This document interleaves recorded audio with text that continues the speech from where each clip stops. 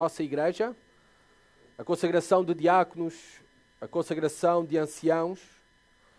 E eu pensei que era apropriado para este culto pregar um texto apropriado, específico para esta tão especial ocasião. Na preparação, no estudo, não é, da palavra de Deus para vos entregar esta manhã, eu fui lembrado por Deus, mais uma vez, daquilo que ocorre muitas vezes comigo e que eu penso antes de subir aqui ao púlpito.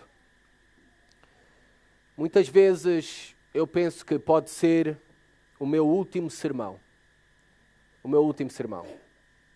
E quero pregar cada sermão como se fosse o meu último sermão.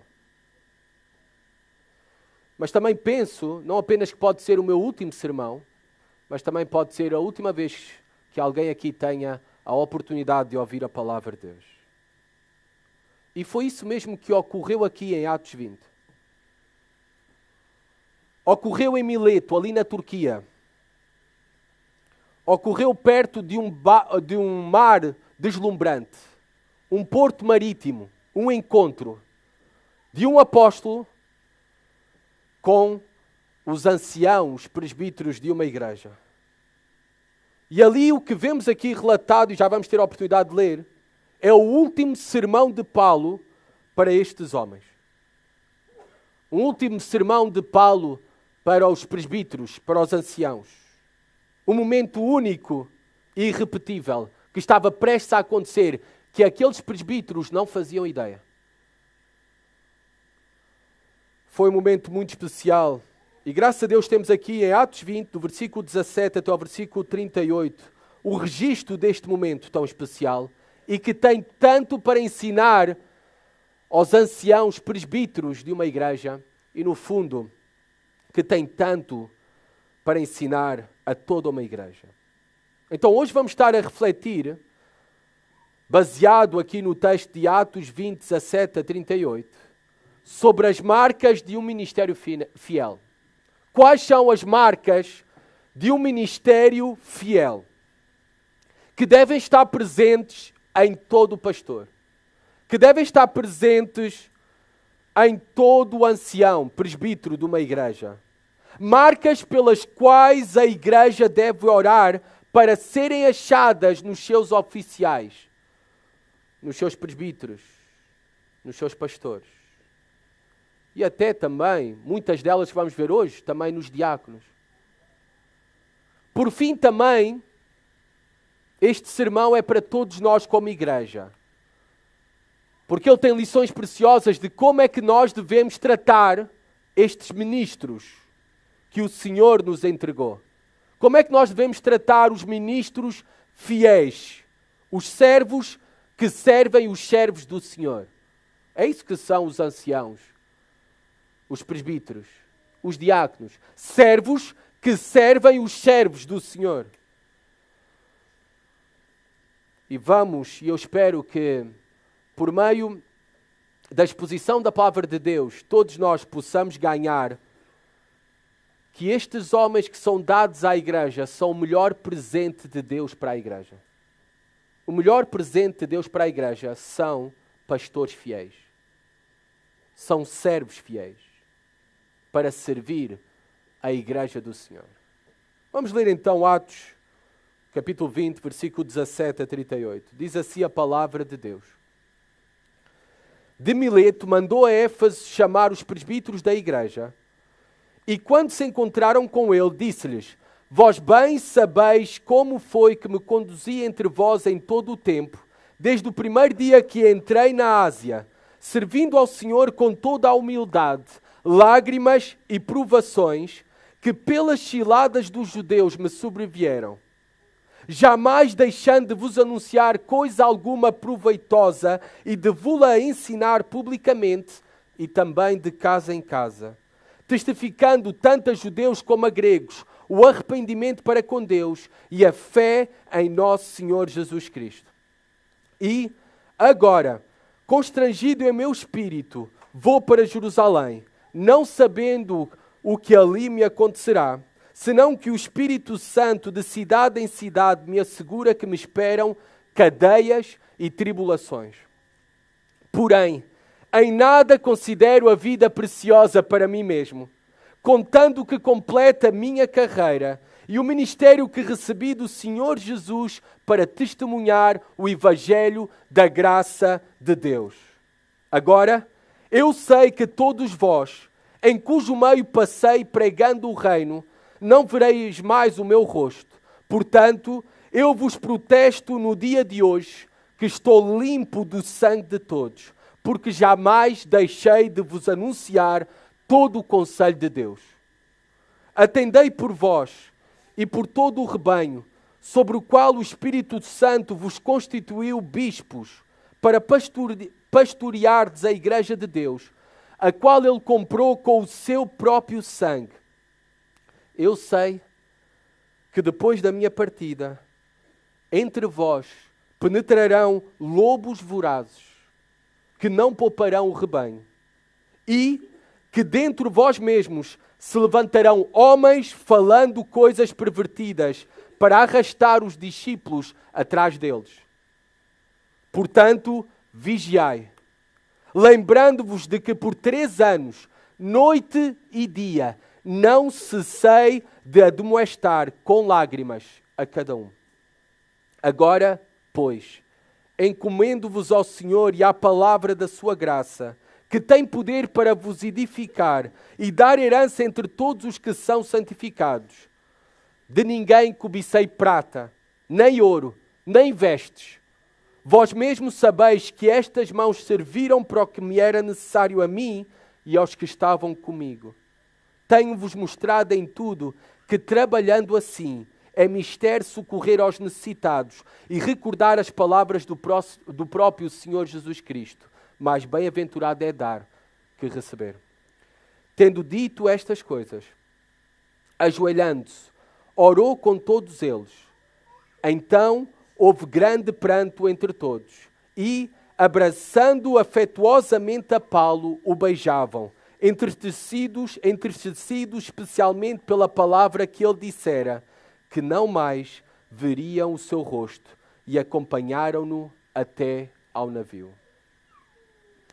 Temos aqui o encontro de Paulo com os presbíteros, os anciãos de Éfeso, da igreja em Éfeso, atual Turquia. E não se encontram na cidade de Éfeso, mas encontram-se noutra cidade, Mileto. Se vocês leem o texto anterior, Paulo abandonou, tinha passado poucos meses em que tinha deixado a cidade de Éfeso, fruto de um grande tumulto, uma grande perturbação da cidade, conduzida por um Oríves, que perturbou aquela cidade, Demétrio. Isto é relatado no livro de Atos, no capítulo anterior. Demétrio era um Oríves que produzia imagens de prata da deusa Diana e estava preocupado com o seu negócio, porque estava a haver a diminuição do seu lucro, porque as pessoas se estavam convertendo ao Deus único e vivo verdadeiro por meio do ministério do Evangelho de Paulo e daquela igreja em Éfeso, daqueles homens. Tal foi o tumulto na cidade, a perseguição que juntaram num teatro da cidade naquela altura, que os historiadores dizem que tinha capacidade para cerca de 20.000 pessoas.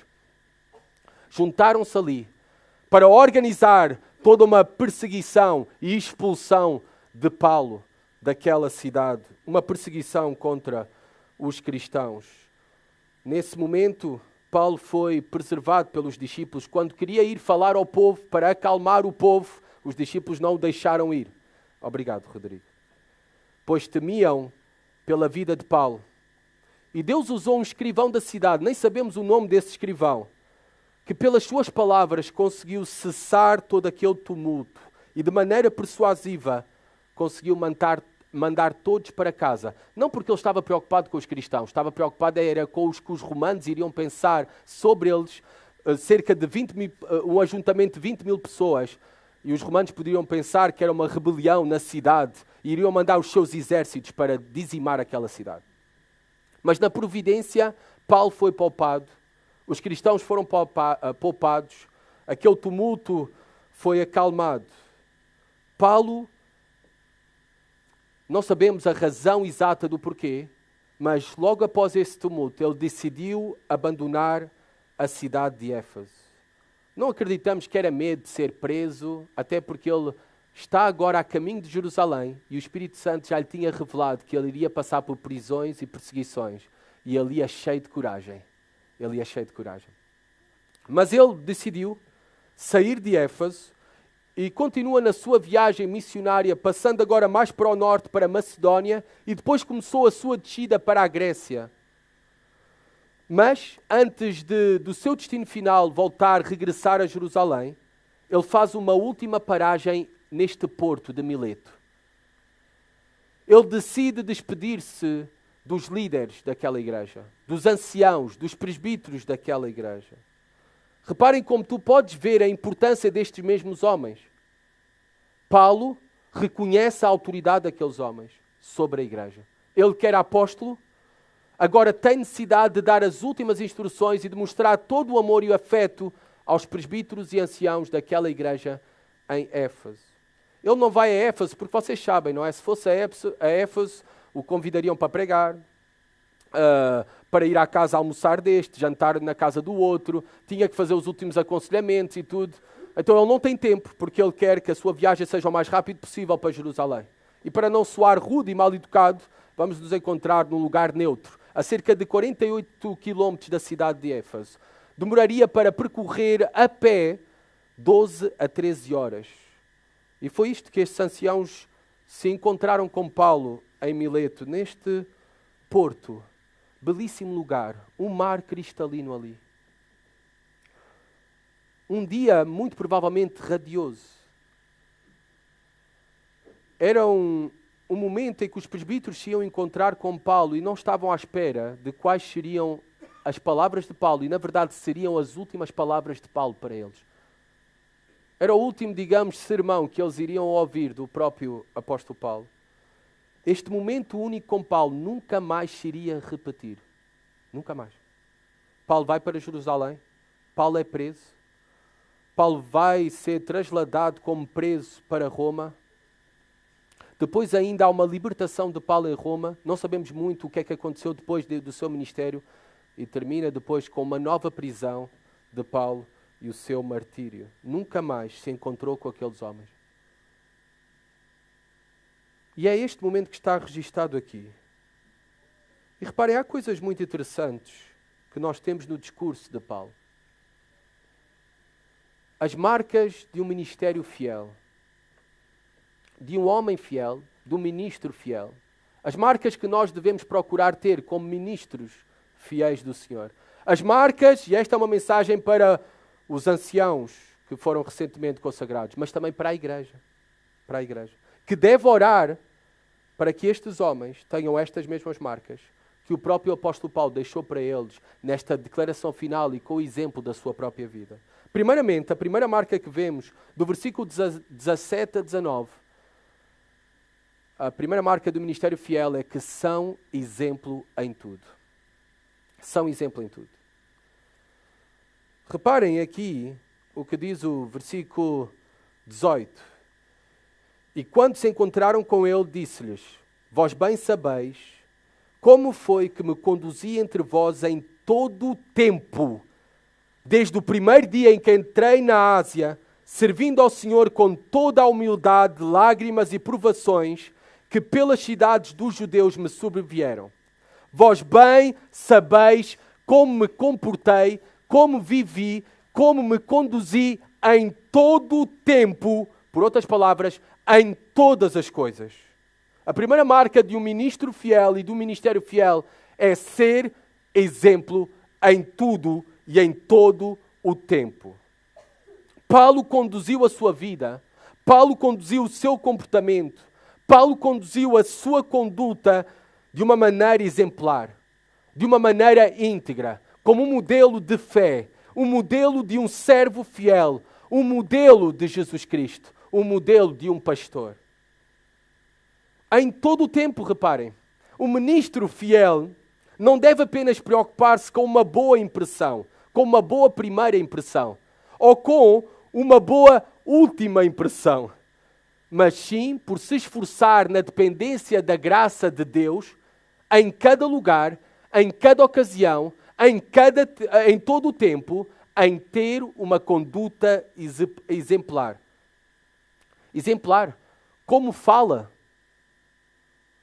o que partilha nas redes sociais, como se veste, como trata a esposa, como trata os filhos, como se comporta dentro de um campo de futebol.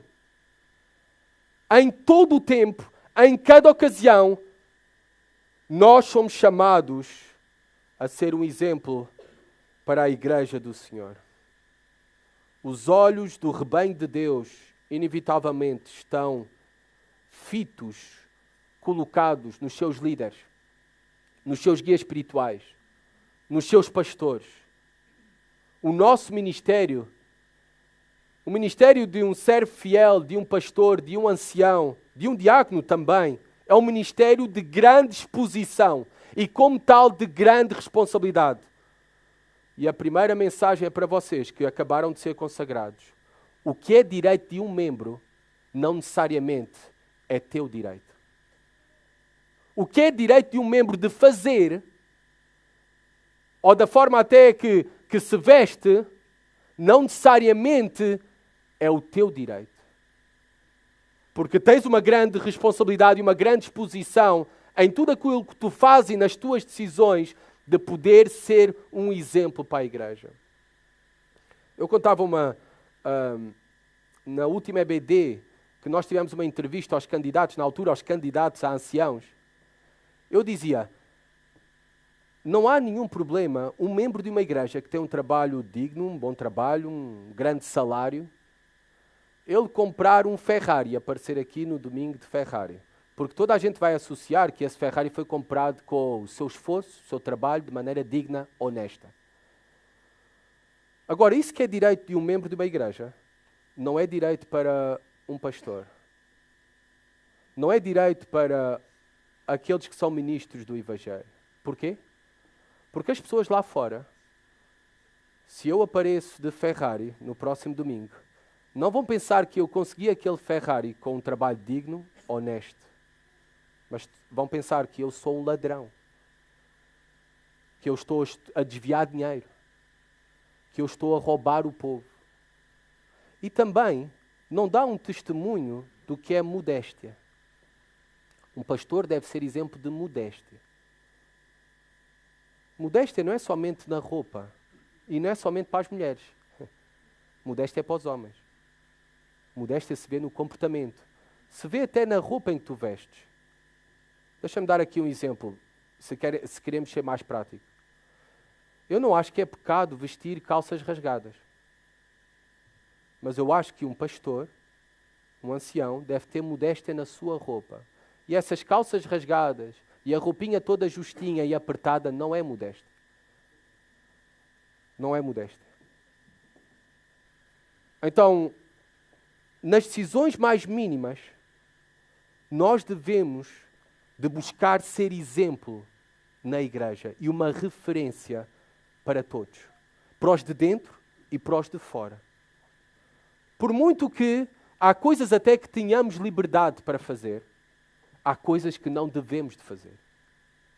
Pelo bem da obra do Evangelho, do testemunho do Evangelho, como ministros no lugar onde o Senhor nos colocou, para não dar ocasião para que difamem o Evangelho, para que desprezem a mensagem que nós, como instrumentos, fomos chamados a proclamar. Instrumentos nas mãos de Deus.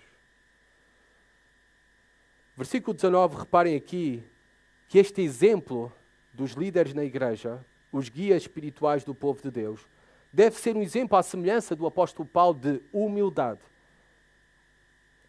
É interessante que Paulo diga isso e menciona a humildade, porque a humildade só começou a ser tida como valorizada, estimada, como, na verdade, uma virtude com o cristianismo. Nesta cultura, na cultura grega, romana, a humildade não era uma virtude, era uma fraqueza. Ser humilde era uma fraqueza. Servir outros era uma fraqueza, sinal de fraqueza, de inferioridade. A humildade só começou a ser tida como virtude com o cristianismo. E a vida cristã deve ser marcada por humildade. O próprio, vocês já ouviram eu citar várias vezes João Calvino, aquela sua famosa frase. A vida cristã são 3 coisas. A primeira delas, humildade. A segunda delas, humildade. E a terceira delas, humildade. Reparem, este super apóstolo, o maior plantador de igrejas que alguma vez existiu, o maior missionário que alguma vez existiu, um homem grandemente capacitado e já o era antes da sua conversão, o maior escritor do Novo Testamento que nós temos. No meio deles, ele disse, eu me comportei como um humilde servo, entendendo a graça de Deus na sua vida e a sua necessidade de dependência em Deus. Reparem, o seu ministério foi marcado por muitas lágrimas de compaixão pelos demais. Muitas lágrimas de compaixão pelos demais. Deve ser um exemplo de compaixão, um servo de Deus. Não apenas de humildade, mas também de compaixão. E também de paciência nas provações. Perseverança nas provações. Para sair aprovado e como um testemunho, não é? Para o povo de Deus, para o rebanho de Deus, para a igreja. Em tudo e em toda a ocasião. Não só nos dias bons, nos dias maus também. Não só na prosperidade, na escassez também. Não só na saúde, mas também na doença. O apóstolo Paulo era um exemplo e nós somos chamados como líderes da igreja, como guias espirituais, como pastores, como anciãos, a servir a Deus e dando exemplo em todas as coisas. Pensando no serviço a Deus, fala aqui de lágrimas. Pensando na humildade também, implica serviço. Servir a Deus é servir as pessoas. Um pastor, um ancião, um diácono é servo dos servos de Deus. É apenas um servo dos servos de Deus, da igreja.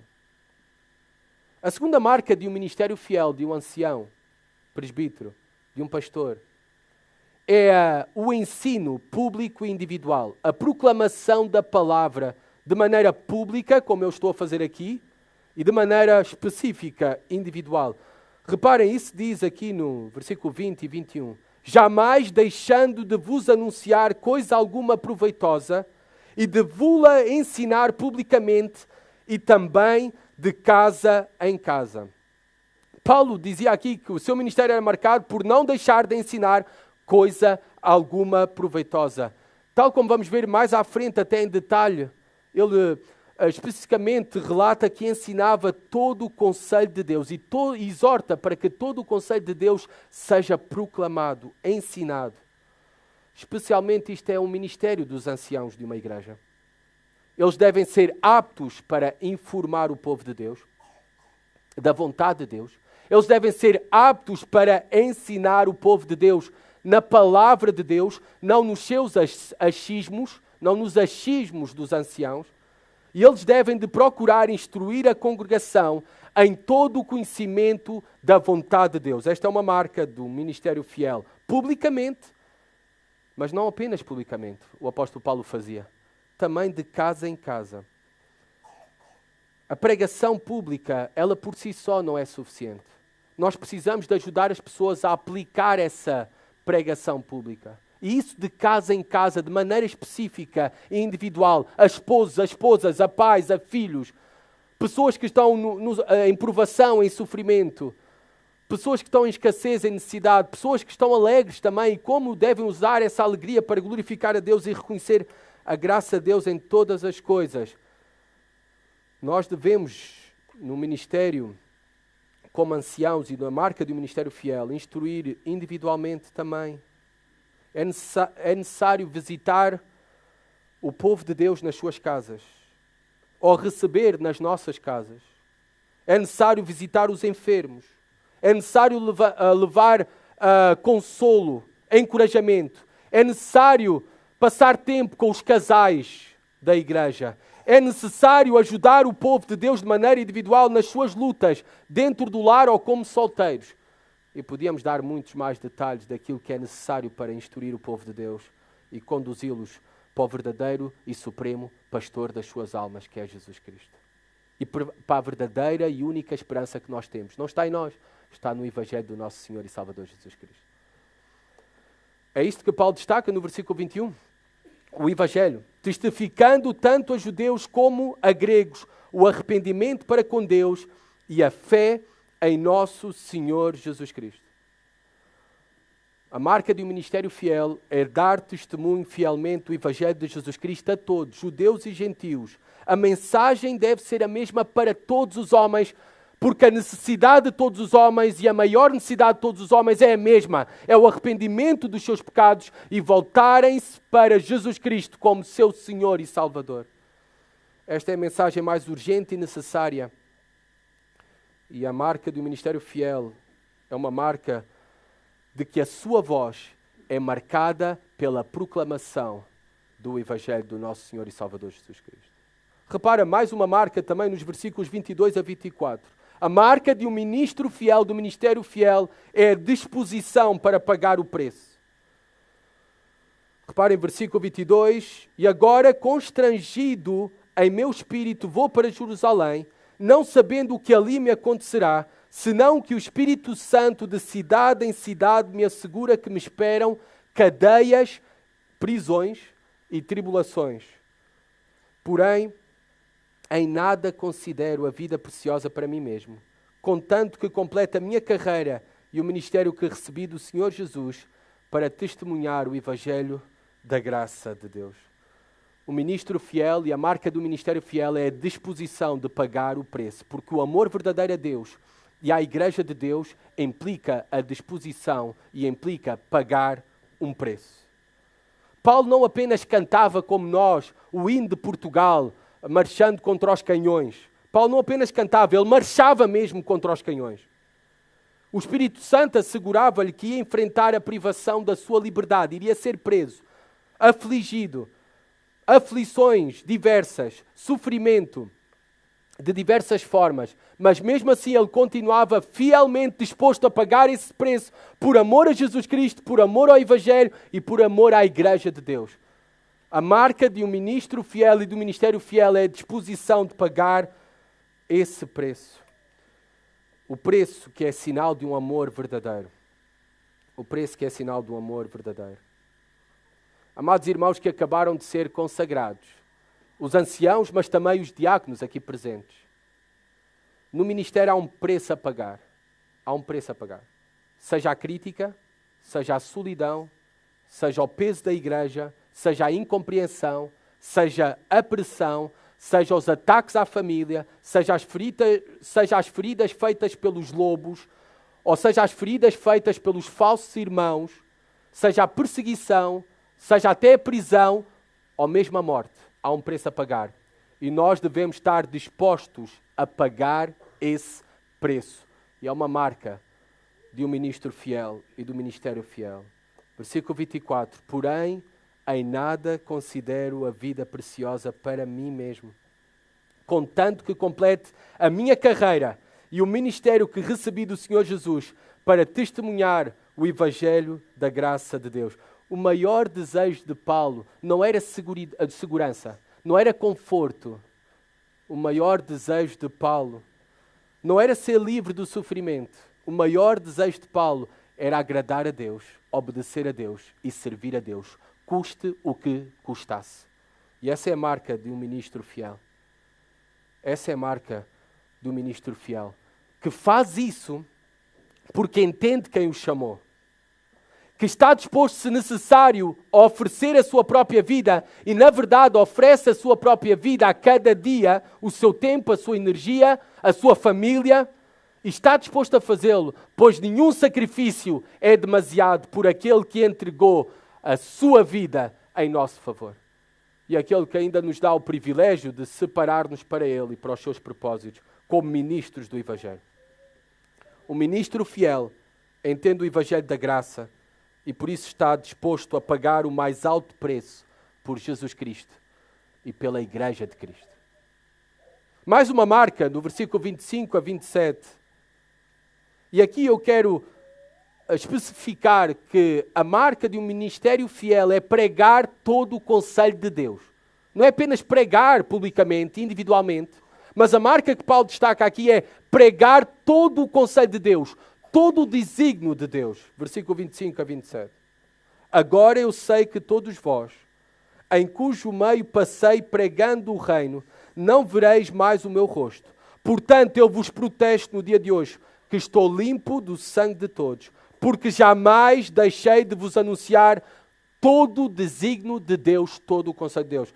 Amados, se há uma das coisas que eu valorizo na nossa igreja, é que a nossa igreja prega de maneira expositiva e sequencial, livro por livro, capítulo por capítulo, versículo por versículo, porque nós queremos ensinar e proclamar todo o conselho e desígnio de Deus. Não queremos ser nós a escolher as passagens, os temas para a igreja, os textos nossos favoritos, ou que sejam mais fáceis de pregar. Nós queremos, e o nosso compromisso é ensinar todo o conselho e desígnio de Deus, e que o Senhor nos dê força, saúde e vida para o fazer. Ainda pela riqueza da palavra de Deus será impossível cumprir isso numa só vida. Precisaríamos de muitas outras. Mas pregar todo o conselho de Deus. Versículo 25, Paulo sabia que não iria mais vê-los. Era uma despedida definitiva, mas era uma despedida em paz. Ele tinha a sua consciência limpa, porque ele não deixou de pregar todo o conselho de Deus a todos. E por isso ele sentia-se até, não é, livre de qualquer acusação, limpo do sangue de todos. Eu estou limpo do sangue de todos. Amados, esse é o descanso. O descanso não é nos resultados no ministério. A única coisa que me faz descansar depois de sair desse púlpito, ir para a minha casa e ter o meu almoço de domingo e não estar a sofrer por dentro se aquela pessoa, por eu ter pregado mal, por eu não ter explicado algo tão bem, e a salvação daquela pessoa, a eternidade daquela pessoa estar em causa, é porque o que Deus nos chamou não é tanto os resultados dependem dele. O que Deus nos chamou é sermos fiéis nesta busca de pregarmos e proclamarmos todo o desígnio de Deus. Porque a salvação das almas, isto depende de Deus. Isto depende do Senhor. Não depende de nós. E Paulo por isso chega aqui a dizer, eu estou limpo do sangue de todos. Porque o meu ministério e a marca do ministério fiel é pregar todo o conselho de Deus. Os resultados pertencem a Deus. E os resultados são responsabilidade individual de cada um que ouve a palavra de Deus. Os pastores, versículo 27, jamais deixei de vos anunciar todo o desígnio de Deus. Os pastores têm a responsabilidade de ensinar de forma íntegra, fiel, toda a palavra de Deus. Quero uma última aplicação sobre isso para vocês, anciãos, presbíteros, aqueles que têm responsabilidade até de ministério, com as crianças também, com os adolescentes, com os jovens. É impossível nós, como ministros do Evangelho, e aqueles que pregam todo o conselho de Deus, nós não devemos, como acontece, passar os 52 domingos do ano a bater na igreja, a bater naqueles que nos ouvem. É sempre a bater, sempre a cascar, sempre a criticar. E ainda nos orgulhamos nisso e dizer é porque eu tenho muita coragem, por isso não tenho problemas de dizer isto. Não tenho problema de dizer as coisas. Não, todo o conselho de Deus, na Bíblia não tens só bater, na Bíblia tens consolo, tens encorajamento, tens admoestação, tens ensino, tens exortação, tens repreensão. É isto que implica ensinar todo o conselho de Deus. E que nós possamos ser fiéis no mesmo. Equilibrados na nossa vida, mas também equilibrados na nossa pregação. Equilibrados na nossa pregação. Steve Lawson, um pastor nos Estados Unidos, ele disse o seguinte, afirmou o seguinte: o propósito da pregação é que a voz de Deus seja ouvida, a glória de Deus seja vista e a vontade de Deus seja obedecida. Eu volto a repetir. O propósito da pregação é que a voz de Deus seja ouvida, a glória de Deus seja vista e a vontade de Deus seja obedecida. Amados anciãos presbíteros, Não se preocupem com o que as pessoas pensam dos vossos sermões. A vossa preocupação é esta: que Deus se agrade e seja glorificado através da vossa proclamação fiel da palavra de Deus. Versículo 28. Uma marca de um ministério fiel é cuidar-se a si mesmo. Cuidar-se a si mesmo. Reparem como Paulo começa aqui o versículo 28. Atendei por vós. E depois sim, por todo o rebanho. Mas primeiro, atendei por vós. Para pastorear fielmente uma igreja, é necessário todo o líder, ministro, pastorear-se a si mesmo.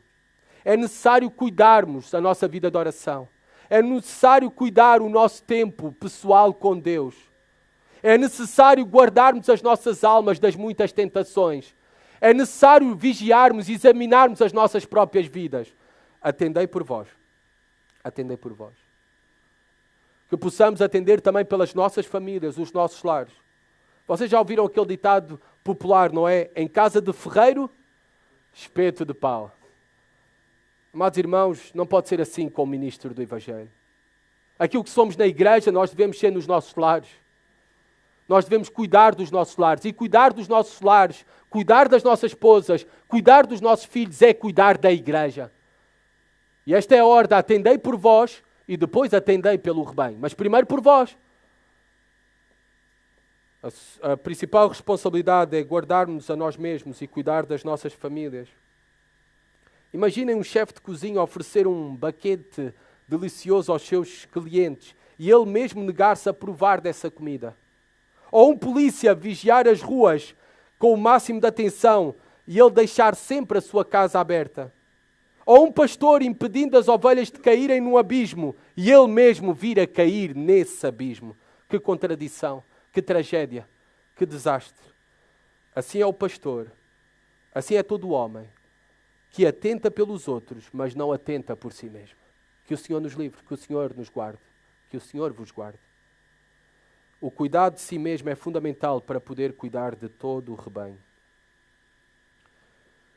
Amada igreja, cuidar do pastor e cuidar da família do pastor é fundamental para ele continuar a cuidar bem da igreja.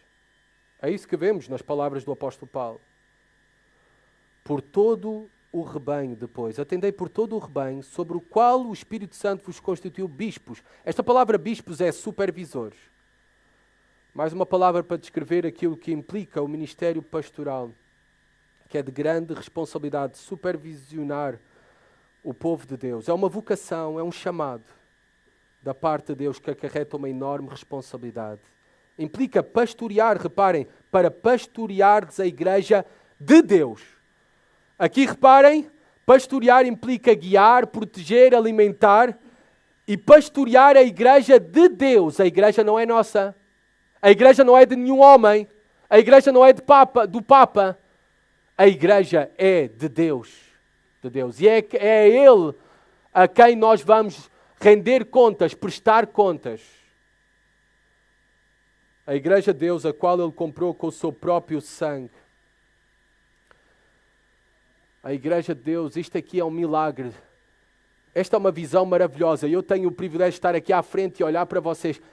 Isto que estamos a viver, a testemunhar aqui, e testemunhamos ao longo da semana uns com os outros, é um milagre da graça de Deus. É um milagre que Cristo vos comprou e nos comprou com o seu precioso sangue. E nós pertencemos a Ele. E por isso devemos cuidar bem uns dos outros. E o ministro fiel, o ministério fiel, é caracterizado por esse cuidado. Cuidado consciente que a igreja não nos pertence e que a igreja é preciosa, pois foi comprada por um precioso valor, o mais precioso de todos, o sangue do nosso Senhor e Salvador Jesus Cristo. Mais uma característica do ministério fiel, e temos que acelerar. No versículo 29 a 31, vigiar o rebanho para proteger dos lobos. Vigiar o rebanho. É uma marca de um ministro fiel, de um ministério fiel. Reparem o versículo 29. Eu sei que depois da minha partida entre vós penetrarão lobos vorazes que não pouparão o rebanho e que dentro vós mesmos se levantarão homens falando coisas pervertidas para arrastar os discípulos atrás deles. Portanto, vigiai. Vigiai. Vigiar o rebanho para proteger dos lobos. Os lobos virão. E pior que os ataques de fora, são os ataques que vêm de dentro. Paulo advertiu aquela igreja, aqueles anciãos, que era isso mesmo que iria ocorrer pela sua experiência e maturidade do ministério. Ele agora também nos diz a nós, como igreja, que nós devemos vigiar, pois esse perigo está sempre à espreita, que se levantem lobos e falsos irmãos dentro de nós para prejudicar a igreja, para prejudicar a obra de Deus aqui, para afetar e, se possível, até destruir, se Deus não for gracioso para connosco e se nós não formos responsáveis para vigiar o rebanho de Deus. O ministério fiel caracteriza-se por vigiar e por enfrentar esses lobos, afugentar esses lobos. O ministério fiel se caracteriza não por se esconder, não por se calar, não em fugir, mas sim em enfrentar aqueles que distorcem o verdadeiro evangelho, aqueles que vivem falsamente e dão um mau testemunho do verdadeiro evangelho. Essa é uma marca do ministério fiel. Vigia o rebanho e protege o rebanho desses lobos e desses falsos irmãos. Versículo 31. Aconselha biblicamente. Ele vai falar isso nestas palavras ainda, no versículo 31. Não cessei de admoestar com lágrimas a cada um. Ele usa aqui a palavra admoestação. Esta palavra no grego é noteteu, que é a palavra de onde vem notético. Antes o aconselhamento bíblico até se chamava aconselhamento notético. Esta palavra significa colocar na mente. Literalmente é colocar na mente. Isto é que é aconselhamento bíblico. E a marca do ministério fiel é o aconselhamento bíblico. É a admoestação. Esta é a palavra mais vezes traduzida nas Escrituras para referir-se àquilo que nós conhecemos como o ministério do aconselhamento bíblico. Que é muito importante, porque é a teologia prática, a aplicação da verdade da palavra de Deus às nossas vidas. Admoestar é uma atitude amorosa, de corrigir a atitude ou o comportamento do outro.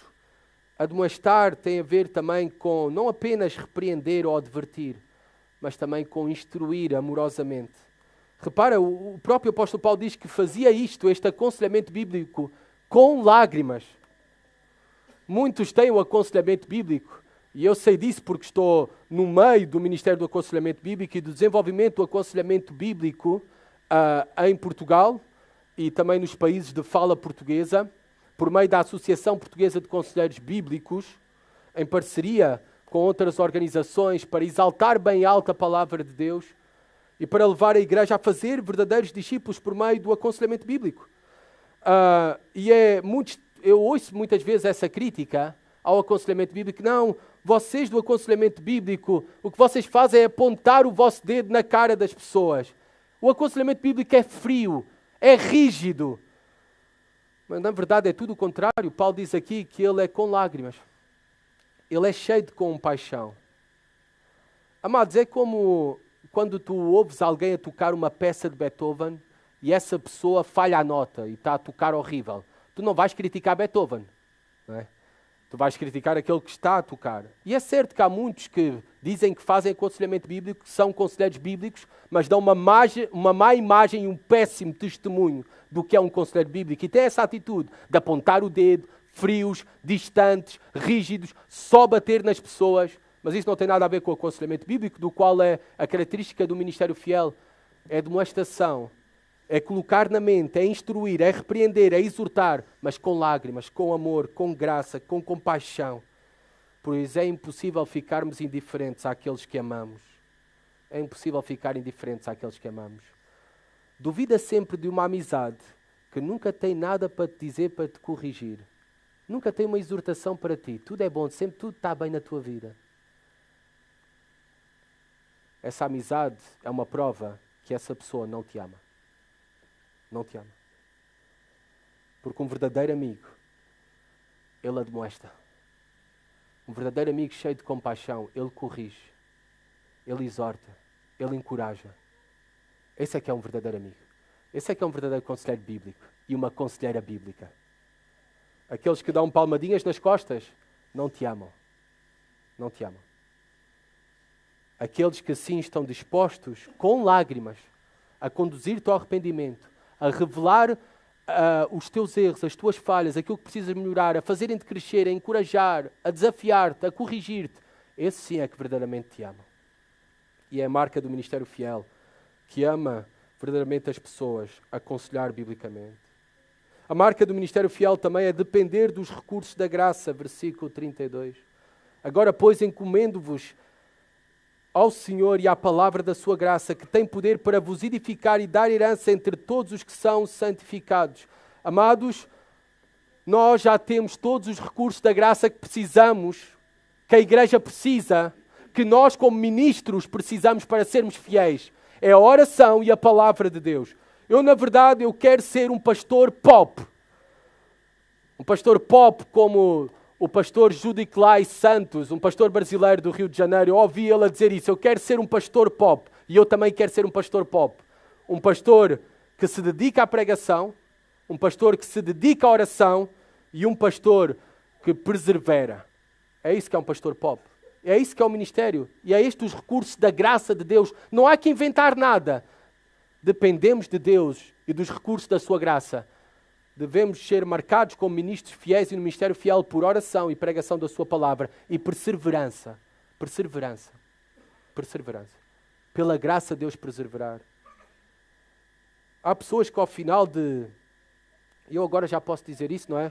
Já tenho mais de 10 anos no ministério pastoral. E agora ouço os jovens pastores desencorajados. Ao final de 2, 3 anos, desencorajados, as coisas não estão a resultar na igreja, a igreja não responde e tudo. Perseverança, meu amigo. Perseverança. Ministério implica perseverança. Continua a orar, continua a pregar, não te desvies, não vais para nenhuma moda, outra moda. Continua a fazer uso e a depender dos recursos da graça de Deus, que é o único que tem poder para verdadeiramente dar vida e edificar a igreja de Cristo. Faltam apenas mais 2 marcas, rapidamente vamos olhar para elas. Servir por amor e não motivado pela ganância. É mais uma marca do ministro fiel. Versículo 33. De ninguém cobicei prata, nem ouro, nem vestes. O ministério fiel é caracterizado por uma única motivação. E não é o dinheiro, é o amor. O amor a Deus e amor àqueles que Deus ama. Não é uma progressão de carreira ou dar um salto para uma igreja maior. Vocês já repararam que os pastores mudam sempre para uma igreja maior, não para uma igreja mais pequena? Amor. Servir por amor e não motivado pela ganância. Não motivado pela ganância. Servir por amor. É a marca do ministro fiel, do ministério fiel. Por último, socorrer os necessitados também é uma marca do ministro fiel. Versículo 35. Tenho-vos mostrado em tudo que trabalhando assim é mister socorrer os necessitados e recordar as palavras do próprio Senhor Jesus Cristo. Mais bem-aventurado é dar que receber. Nós pensamos neste versículo, mais bem-aventurado é dar que receber, e muitos fazem aqui pregações das ofertas e dízimos. O contexto não tem nada a ver com isso. O contexto tem a ver com o ministério fiel, com uma entrega fiel, com uma dedicação fiel, com um serviço fiel. Mais bem-aventurado é dar do que receber. Sim, porque dar nos assemelha com Deus. O nosso Deus que dá a todos. E, na verdade, o que é que nós, como homens, podemos dar a Ele que não já tenha sido dado a nós por Ele? Dar-nos assemelha a Jesus Cristo, que entregou tudo por nós. Ele foi obediente até à morte. E há aqui uma promessa também. Há mais alegria e recompensa para a alma que dá. Amados irmãos, e igreja também, porque todos nós somos servos de Deus, não apenas os anciãos e diáconos. Continuemos a dar mais de nós. Estejamos seguros que Jesus Cristo receberá e recompensará aqueles que foram fiéis, com o mais doce descanso e com as maiores das riquezas celestiais. Agora, eu não podia deixar de terminar este sermão e de ter uma palavra específica para a responsabilidade da igreja para com os servos do Evangelho para com os seus pastores, para com os seus anciãos, inspirado naquilo até que vemos na despedida de Paulo dos presbíteros da igreja em Éfeso. Reparem o versículo 36 e 38. Como é que estes homens reagiram a Paulo? Como se despediram de Paulo? E eu acho que há grandes lições para nós como igreja, de como devemos tratar o ministro fiel que desempenhou o ministério fiel ou que desempenha o ministério fiel. Reparem, com grande choro, grande pranto, abraçando afetuosamente, o beijavam, entristecidos que não mais o veriam, e acompanharam-no até ao seu último momento com eles. Este é um bom exemplo que nos deixaram de como nós devemos honrar também os nossos pastores. De como nós devemos honrar os ministros fiéis. Vocês já ouviram essa frase, não é? Deus é fiel, mas a igreja pode ser cruel. Deus é fiel, mas a igreja pode ser cruel. É certo que no mundo evangélico há uma minoria que idolatra os pastores e o mesmo deve ser condenado e rejeitado, mas é uma minoria. O que vemos na igreja hoje em dia é uma maioria das pessoas na igreja que não honra os seus pastores, nem honra o ministério pastoral, nem o ministério da obra do evangelho. Não honra. Não mostra gratidão aos pastores. Estes homens mostraram gratidão pelo ministério de Paulo. O beijaram, o abraçaram afetuosamente. Uma das coisas, na verdade, que eu tenho maiores dificuldades de lidar é com a falta de gratidão. E se tu queres identificar um homem ou uma mulher cheio de orgulho, eles sempre são poupados nos seus elogios. Sempre. Amados, vivemos na igreja uma realidade. Eu não falo por mim, vocês sabem, porque os meus filhos são bem pequenos, mas por aquilo que eu ouço, por aquilo que eu leio, por aquilo que eu acompanho. A maioria dos filhos de pastores não quer ser pastor por tudo aquilo que viram a igreja a fazer aos seus pais. Por tudo aquilo que ouviram nos corredores das instalações da igreja sobre os seus pais. Eles não querem ser pastores. Muitos pastores passam a vida toda, décadas de fidelidade, a servir as pessoas, para depois serem colocados de um momento para o outro de lado pelas mesmas pessoas que cuidaram. Amados, não é isso que o Senhor nos dá como exemplo e deixou este registro para nós? De como devemos honrar o ministro fiel, como aqueles homens honraram o ministério fiel de Paulo. Muitas vezes até na igreja apreciamos, não é? Elogiamos os pastores e pregadores até que estão do outro lado do Oceano Atlântico. Nos Estados Unidos ou no Brasil. Eles, que a maioria deles nem nos conhecem. A maioria deles nunca, ou mesmo todos, nunca vai chorar com vocês. Nunca vai levantar a Deus uma oração por vocês. Nunca vos vai visitar quando estiverem enfermos no hospital. Não passam 52 semanas do ano a ensinar a palavra de Deus. Publicamente, individualmente. E também nem tem o teu número para quando tu necessitares e ligares de madrugada atenderem o telefone. Mas é esse que nós valorizamos. É esse que nós seguimos. E que os temos como grandes. Amados, que esta igreja seja diferente. Eu não digo pelos anciãos da igreja. Eu digo para cumprir a vontade de Deus. Que nós sejamos diferentes. Que tenhamos em grande honra e estima os nossos pastores, os nossos presbíteros, os nossos anciãos, os nossos diáconos e uns aos outros também. Amados, claro que pastores, anciãos, não são homens perfeitos. Ninguém é, só houve um, Jesus Cristo. Claro que muitas vezes até legitimamente tu podes discordar com algo. Mas segue o exemplo que nós vemos nas Escrituras que é a vontade de Deus de honra e estima pelos pastores. E sabe como é que tu podes obedecer a isso, mostrando honra e estima, amando-os e respeitando-os. Não falando pelas costas, falando cara a cara, vir falar com eles. Isto é honra. Não falando nos corredores das instalações da igreja, não falando no almoço depois de domingo, mas falando cara a cara. Isso é que é amor e respeito. Mesmo discordando. Não, como eu vejo muitas vezes, não em relação a mim, Mas a outros, eu vejo membros de outras igrejas a darem indiretas nas redes sociais sobre os seus pastores. Isso é apenas garotos ou garotas. Não têm maturidade. E nem agem por amor e respeito. Amados irmãos, que não nos entreguemos à tentação da calúnia, da mentira, da acusação, de falar mal, mas que possamos manifestar amor e graça, respeito. É isso que honra a Deus, é isso que agrada a Deus, é isso que Deus deseja receber.